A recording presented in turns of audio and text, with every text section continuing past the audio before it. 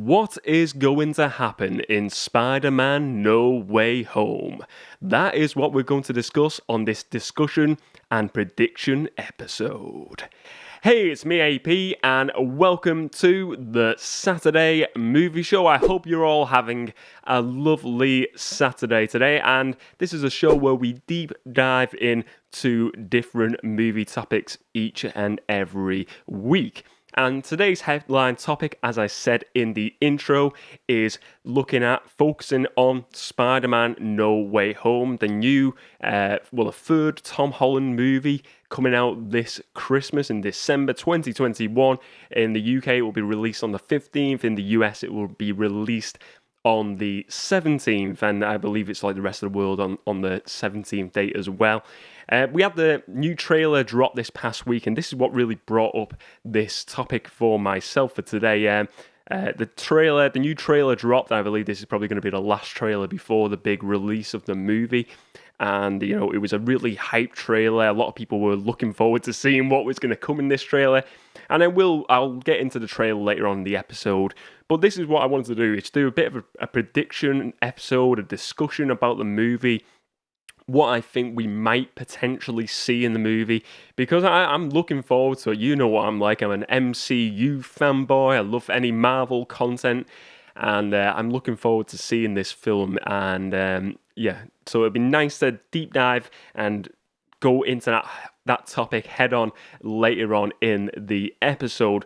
But before we get to the headline topic, as always on the Saturday Movie Show, we ease into the show with the section of the show called Not So Worthy Blockbuster Housekeeping. That is right. So this week on the channel, Not So Worthy Blockbuster Housekeeping. As I said, this is the part of the show where we discuss what's going on on the channel, in the community, and just an easing in time for the show. So what's going on this past week?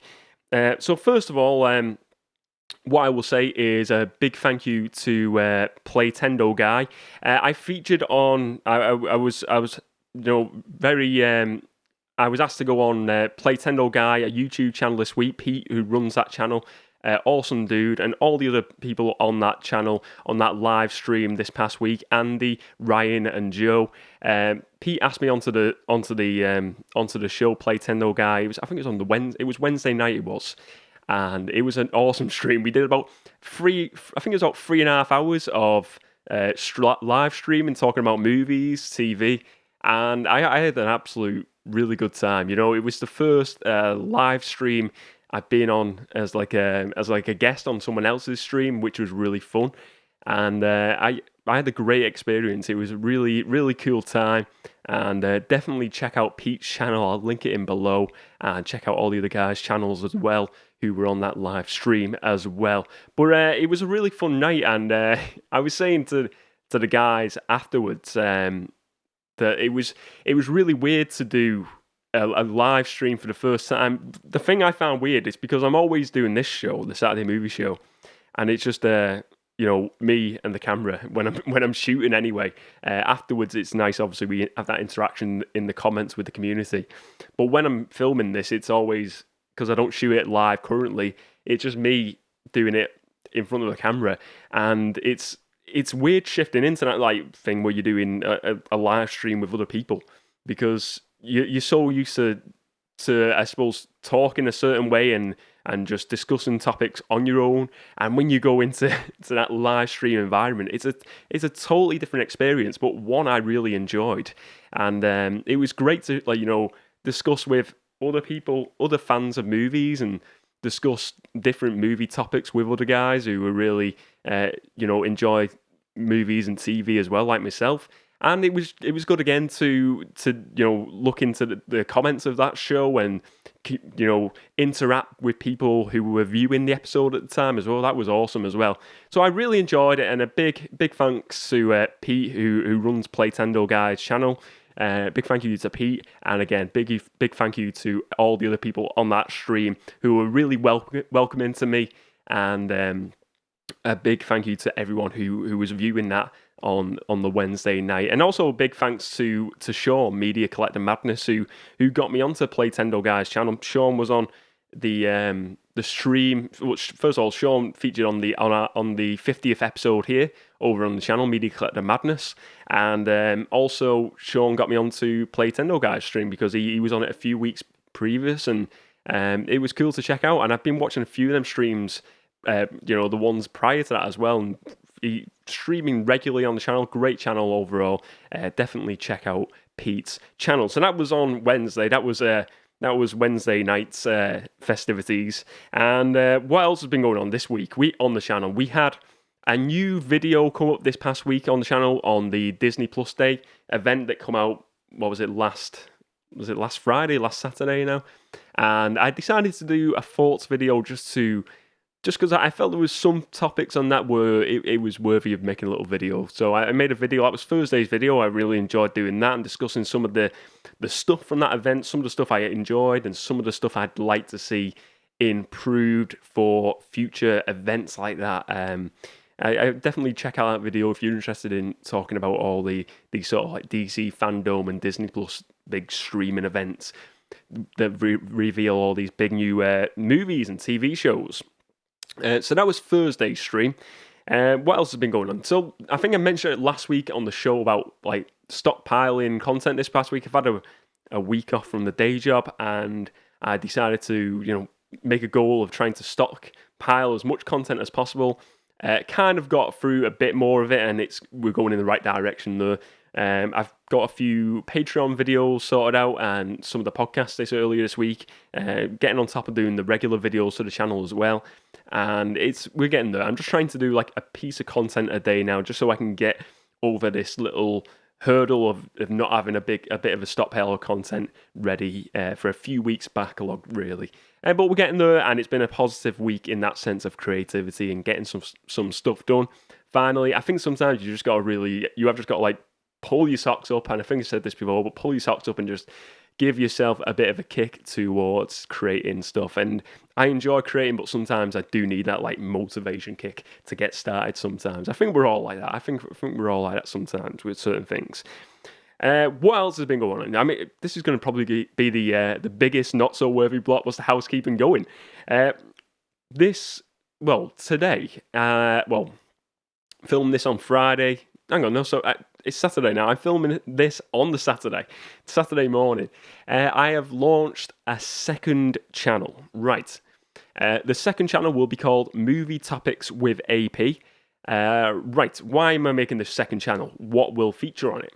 First of all, you may have noticed on the channel, I used to have the Monday videos, what would be like short clips, cut up clips from the longer videos, like the Thursday videos or the Saturday movie show videos, and they would be weekly every Monday. I decided a few weeks back to stop putting them out because I felt like sometimes the channel was getting a bit too cluttered with content, and I want the main channel to be focused on more like long form podcast or long form conversational topic type videos. So that's why I decided to take out the Monday videos. We're always usually under the 5-minute mark, generally. But what I did, because I've had a ton of those videos just waiting there to be released. So I was thinking for a few weeks, should I potentially just release all the ones that are already prepared and just not do them anymore after that, or should I do a second channel? So I've started this second channel now. I decided to, let's start another channel that will be just kind of like where all the clips and short content will go. So this will always be the main channel. It is just extra content, and maybe if you want that short form content as well, you want to see some of that short form content. Also, it brings in more visitors, hopefully, to the main channel, because people will search for like mini topics, I believe, in these videos, because they sort of like, deep dive into the more, mini topics within videos, which is cool. So that's why I've done this. So all them videos will start going on and pouring onto that channel. At the moment, I think we're probably only going to have a few over this past weekend, but I'm going to try and make that a regular thing where we have at least 1 or 2 videos going up on that channel a week, and hopefully, like I said, we can get some more viewers onto the main channel as well. And it's just going to be fun just to have that. I still like doing them mini videos. I think they work well, and I know from personal experience that when watching other people's channels, I enjoy as much as I enjoy the long form content and watching like big long podcasts, sometimes it's nice to just watch like a 5 or 6 minute video as well. And if you can get kind of the same sort of message from a video in like a 5 minute one rather than a 20 minute one, sometimes it's good. And if it brings someone new to the audience and to the community here, I think that's cool. So we can get more people in the community. That is what I'll be happy to see. But I think it's just I feel like there's more content to be put out, but I didn't want to put it on the main channel. So movie topics with AP. Feel free to subscribe. Don't feel like you have to. It's just as an extra channel and to put that extra bit of content over on. But anyway, I'll link it in the description below. What else has been going on this past week? Just want to say big thank you because we got up to 500 subscribers on the channel this past week. Super big thank you very much for being a part of this community and and subscribing to the channel, liking the videos, commenting as always. It is awesome. I was dead reluctant to talk about the 500 subs, but a few people mentioned it on the comments, and I thought it'd be wrong for me not to bring it up. It was just a bit superstitious at times with things like that. But touch wood, we don't go below the 500 now, and it keeps on going up. But anyway, I just want to say thank you. Honestly, it's cool. I never really thought we'd. I get it's cool just to reach that target as 500. I think it's a huge marker for the channel, and I'm really pleased with it. And yeah, honestly, the channel's nothing without the community involved. And honestly, kudos to all of you out there for watching the videos and interacting and getting involved with this community here. Thank you very much. And let's keep on going up. Let's keep the subs going up. Keep on getting the community growing even more and expanding even more. But anyway, that is the not so worthy Blockbuster housekeeping section over for today's show. And let's move on to the headline topic. So let's deep dive into today's headline topic now. And the headline topic, as I said at the intro, Spider-Man No Way Home. I was going to say Far From Home. I always get confused with these titles. Spider-Man No Way Home, discussion and predictions. We had the trailer come out this past week. First of all, let's talk about the trailer. What did I think of the trailer? I think this trailer was great because, as a fan, we were all expecting Tobey Maguire, Andrew Garfield, Tom Holland, all three Spider-Man to feature, because we're getting these heavy rumours that Tobey Maguire, Andrew Garfield, they're going to feature in this film. We're going to get this sort of big live-action Spider-Verse movie. I still think this is going to be the case. I still think we're going to get that live-action movie, but we didn't get it. We didn't get any type of tease from them in the movie. We didn't get any hints of them. We've got all the villains sort of kind of confirmed for the Sinister Six, apart from one, I believe now. I think 5 of the villains have been confirmed so far, but there was no Andrew Garfield, there was no Tobey Maguire in this trailer. It's nice because we are now going in to December next month, and we're thinking to ourselves, we're going to go and see this. This film is going to be huge. People are anticipating this film. People are going to want to go and see this film, but they're also going in with a bit of like intrigue and mystery, because even though it feels like I think it is going to be true that they do feature, but there's still kind of like a bit of a question mark. And it's going in now knowing, you know what, we don't really know. Maybe they could just pull it out. Look, if we went in and they didn't feature, I know a lot of people would be disappointed. Me included, I would be disappointed that they didn't feature because of all the rumours. But at the same time, if we go into the theatre and see that movie in December and they do feature, but it's still kind of a little bit of a surprise still because we've not seen any footage, it's going to be amazing. The cinemas are going to be going wild. People are going to be reacting with joy. They're going to be going, yes, in the cinema. It's going to be awesome to see. So I think that trailer was really smart. I think it was smart because they still have left us, teasing us. And that's the way trailers should be, because too many trailers nowadays do show too much of the films. They show way too much, and when you get to the actual film, you feel like you've seen a lot of what is coming, and you feel like a lot of surprises are, left. They spoil the surprises. I feel like, the Force Awakens trailer was pretty good for that, but also, even though I know they announced the whole cast, but they didn't show Luke Skywalker, which was cool. So we didn't know where he was going to feature, how he was going to look. Really, it was all unknown to us as fans, and that was cool to see. And this is cool now that they're doing a similar sort of process and not giving us all of it. They're not giving us everything. They're just giving us a small amount, and that is what I like as a film goer. But anyway, what are the predictions? So I'm going to give 4 predictions. I will say, I'm just going to go over my predictions again. I've kind of I'm kind of going on the basis that Andrew Garfield and Tobey Maguire are going to feature in this movie. I feel like it's just if I give that as a prediction, it just feels like an unworthy prediction. I've got something similar, but I will get into that later on in the predictions. But I'm going to give 4 predictions for the movie. Hopefully, these predictions, I'm going to look back on this movie once it's released and I can be like, yes, I got some of those right. But these are going to be predictions for No Way Home. Let's deep dive into these predictions. So, prediction number 1. Uncle Ben is going to feature in this movie, and it will be Tom Holland's version of Uncle Ben. We've never seen this character before. We don't know anyone who is cast in this role as of yet. But I've got a hunch that this movie will feature Uncle Ben in a flashback cameo.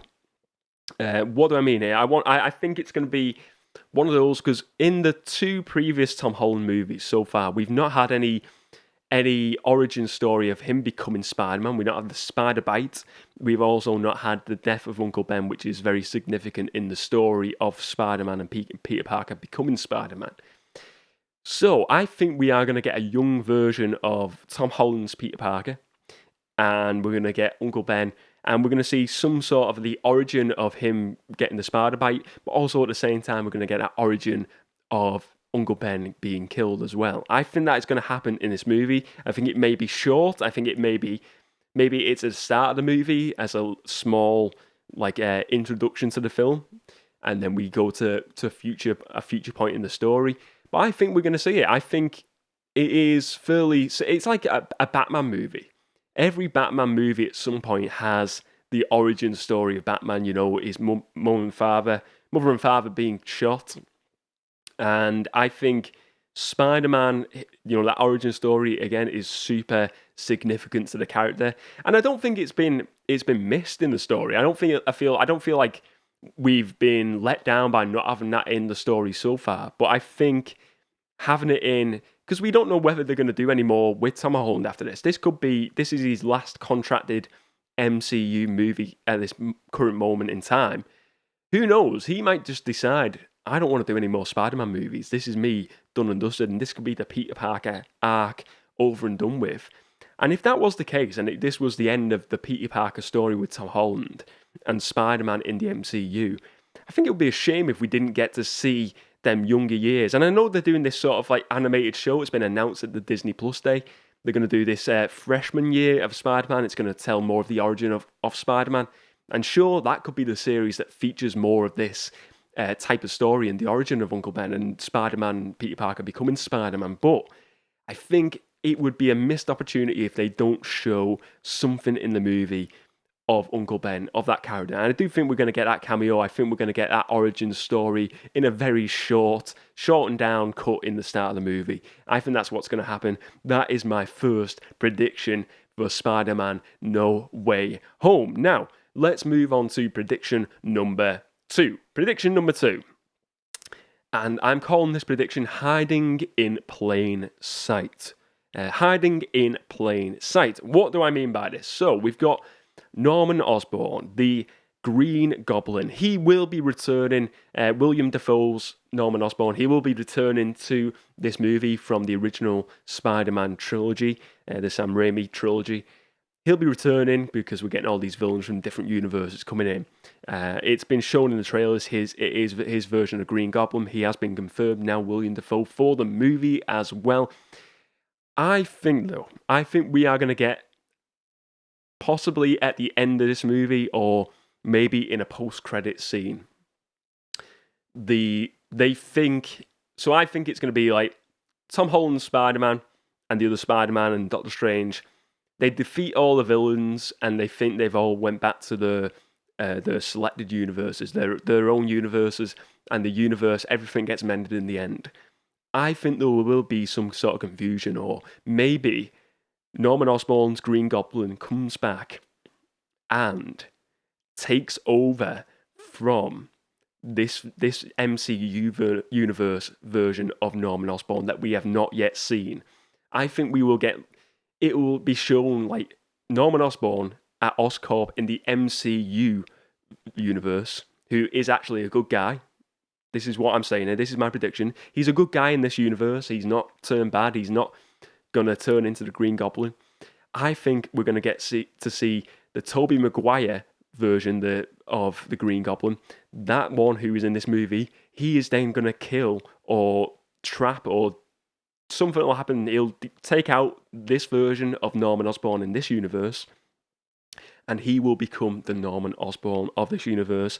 And then in future Spider-Man movies, then it will be revealed that the Green Goblin didn't get defeated in this movie, and he took over from that role, and he's hiding in plain sight. He's got all the power in the world at Oscorp, and the Green Goblin is, one to destroy Spider-Man and become a big main villain in future movies, potentially, against whichever Spider-Man that may be. But that is what it is, hiding in plain sight. I think William Dafoe's Green Goblin, I think he's going to be a big part of the future. I think he's a great actor, William Dafoe. I liked him. I think he was superb in that role as the Green Goblin and Norman Osborn. I think it would be a missed, film opportunity if they didn't use him in any future MCU movies or any of these Sony Spider-Man movies moving forward, or a Sinister Six movie. So I think he's going to feature, and that is my prediction number 2. Let's move on to prediction number 3 now. So I said in the intro, I think it's certain. I think it's 100. I'm 100% certain.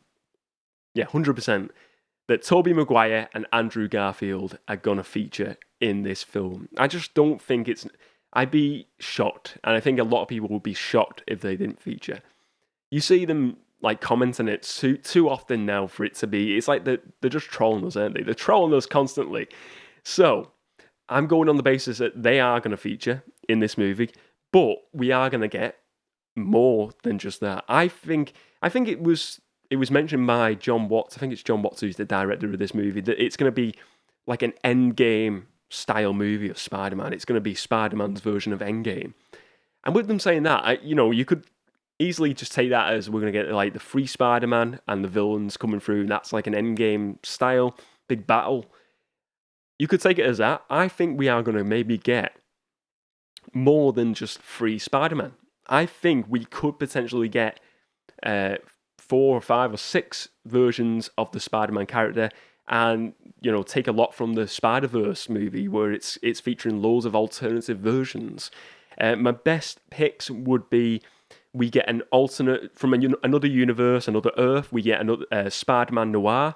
It would be great. I think Nicolas Cage did the voice in that Spider-Verse Into the Spider-Verse movie. How cool would it be if he featured it as Spider Noir? It's like this investigator, like he's in like the whole black suit. He's got like a investigator cap on, black overcoat. That would be cool to see. Spider-Gwen, if we get Emma Stone return in from another universe again, and she is the Spider-Gwen character, that would be cool as well.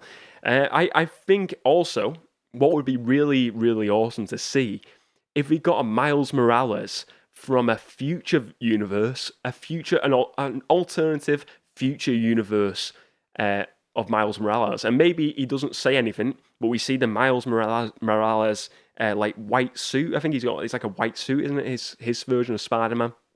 If we got that version, he doesn't say much because they don't want to confirm who the cast is and who's going to be casted as that character yet. But it's like a tease for a future, installment of what could be in the Spider-Man universe of movies. So if we got some of those characters, and even if it was just for a short second, look, all these Spider-Man come together and they take on all the villains, the Sinister Six, that would be just, I think it would be unmissable as a viewer of films. How amazing would the reaction be if we got that sort of big live action Spider-Verse? I mean, three versions of Spider-Man would be cool. If we got maybe 4 or 5 or 6 versions of Spider-Man, that would be just a 10 out of 10 experience as a film goer. I'd be like, whoa, this is mesmerizing. It would be an awesome moment. It would be an unforgettable moment of cinema. And I would love to see that. I think it would be really cool to see on film. So that is my third prediction. Now let's move to my fourth and final prediction here for Spider-Man No Way Home. So, I've got it written down here. Let's see. So prediction number 4. The spell works. So, obviously, we've seen in trailers that Spider-Man wants everyone to forget that he's Spider-Man. He wants to go back a day before it's revealed that his identity is Peter Parker. So my prediction for the fourth one is the spell works in the end. Everything gets resolved. All the villains go back to the respective universes, and then Peter Parker retires his post as Spider-Man. He hangs up the suit. He decides that he just wants to be Peter Parker moving forward with MJ. He just wants to have a nice normal life. That is my prediction, but the prediction also leads in to a tease for the future. So we get this, we get Peter Parker. He decides with MJ, he says, the spell worked now. I've done too much damage already. I don't deserve to be Spider-Man anymore. I'm no longer going to be Spider-Man. I'm retiring. He retires as an Avenger, as Spider-Man, hangs it up. But in a post-credit sequence, we get a teaser of maybe Peter Parker and a young Miles Morales.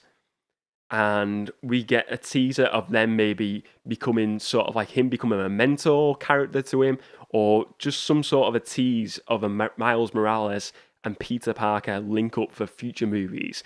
And I think it could work in a few ways, the Miles Morales character. I think, and you could also feature Tom Holland. Tom Holland could feature in a minor role, and you could really launch this new character. And I think you could also, I don't think it's bad to have 2 different franchises of the Spider-Man movies running at the same time. We've got it with the Batman stuff. I mean, we've had the Justice League Batman, we've had the new Batman, and we've got the Flash version of Batman as well. Would it be so wrong if we had a Miles Morales Spider-Man and also a Peter Parker version of Spider-Man running equally at the same time? I think you could even do it as a Tobey Maguire version of Spider-Man as well, featuring. But I do think it's going to be a retirement of Tom Holland's Spider-Man character. Doesn't necessarily mean he won't return to that role in the future. I think retirement in movies is, it's never like concrete. I think he could always return to that role.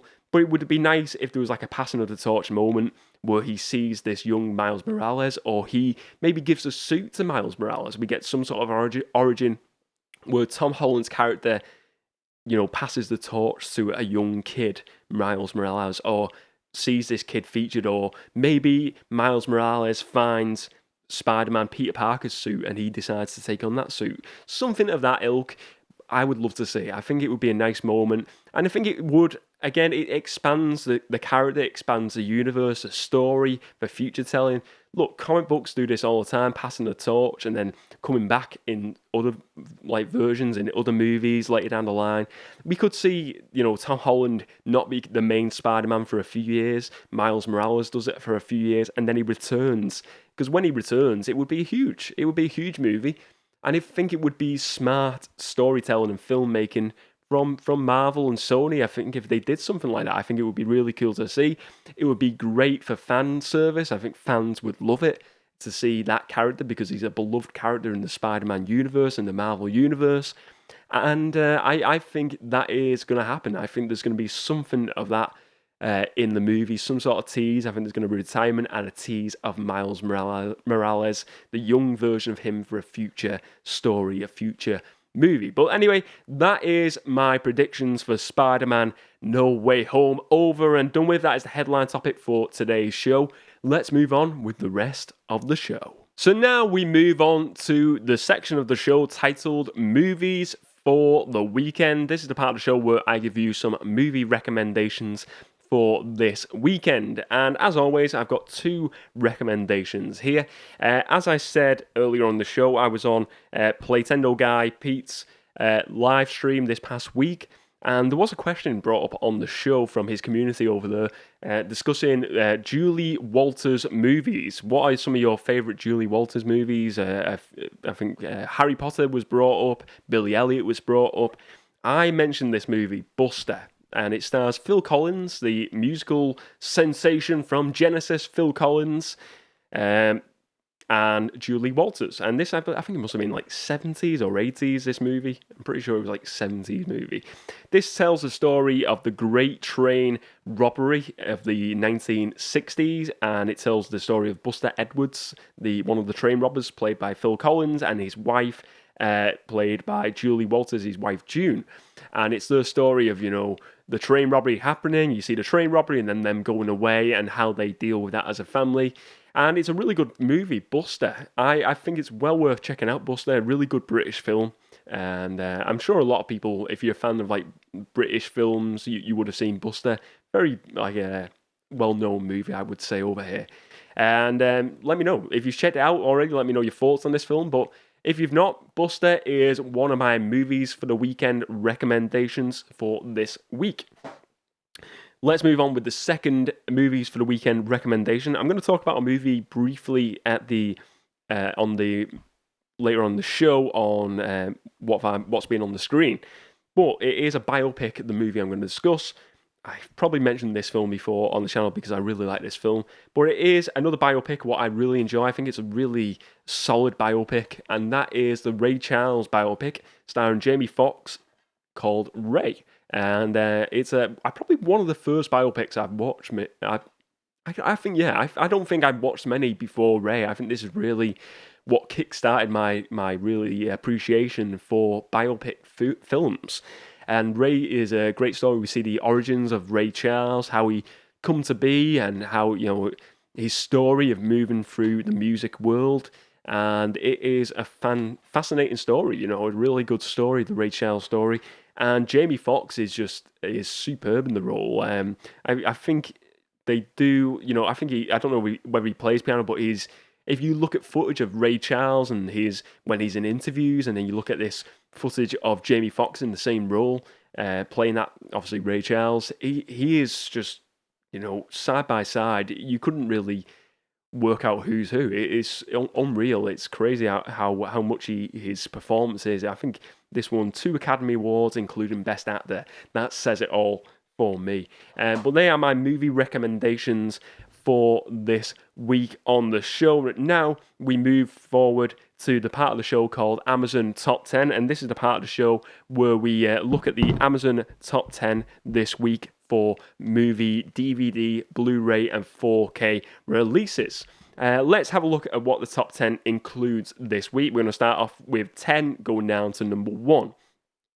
So at number 10, we have the DVD release of The Suicide Squad, and that is at number 10. We have Disney's Cruella at number 9. Great movie, Disney's Cruella. I really enjoyed that. And we've got Cliff Richard Live, the great 80s tour DVD of Cliff Richard Live. Wow. I can't say I'm a big Cliff Richard fan. I'll be honest with you, I think I only know like the Christmas song. I know he was in The Shadows, but not really my sort of music, I'll be honest with you. Number 7, we have the Blu-ray of Shang-Chi. I said last week on the show, I checked out that movie. Fantastic movie, Shang-Chi. That has been a part of the top 10 for a few weeks now, the Shang-Chi movies. Number 6, we have the Fast and Furious 9 DVD. Number 5, we have the DVD of Shang-Chi. Number 4, we have Black Widow, the DVD. That, again, is another one that's been part of the top 10 for a few weeks now. Number 3, 3-1, it is dominated by James Bond, No Time to Die. So we have at number 3, we have the 4K of No Time to Die. Then we have at number 2, I believe it looks like the Blu-ray release. And then at number 1, we have the DVD release. They have been dominating. I know that is out on digital, I believe now. And the physical media release is out in early December. So not too far away now for that James Bond No Time to Die physical media release. But anyway, let's move on to another section of the show, and now we're on to the section called What's Been on the Screen. What's been on the screen this past week? So I mentioned the Ray Charles biopic and me watching another biopic this past week. And one I watched was called Vice. It was on the BBC iPlayer this past week, and I didn't know anything about this movie. I'm sure I heard it mentioned a few years ago, but I didn't know the story. I didn't know what it was all about. It stars Christian Bale as Dick Cheney, the former vice president of the United States of America during the September the 11th attacks, and it has Amy Adams as his wife in this story, and it has a few other names, notable names. I think Sam Rockwell's in this movie as well. It is an interesting movie. It's an interesting movie. So Vice, it tells that story of the 2001 attacks, September 11th. It also tells the story of this guy, Dick Cheney, played by Christian Bale, his character, this vice president of, his origin story into that role as vice president. And, afterwards, after the September the 11th attacks, but his rise to power really within politics. And, I really enjoyed it. I didn't think I'd enjoy it as much, but it was a really good performance. Christian Bale him and Amy Adams, they really stole the show. They were great performers in this film. And it's an interesting one to watch. I mean, it's not your average biopic. I think the Ray Charles one is just really entertaining. It's more of like a politics story and looking at like this real life event as well. If you like them sort of event stories, though, I think it's well worth checking out this movie, Vice. I'm sure you can get a copy on DVD. If not, check out on the iPlayer or any other streaming service you wish to use. But let's move forward with some other things I've been watching, what's been on my screen this past week. For the first time, I watched the Kill Bill Volume 1 and Volume 2. I remember watching a few bits when I was a kid of Kill Bill Volume 1 and wasn't super keen. Give it a chance. And I give it a chance this week. Here's my verdict. I think this Quentin Tarantino movie is not his best two movies. I think there is definitely Pulp Fiction and Reservoir Dogs, for me personally, are my favourites still.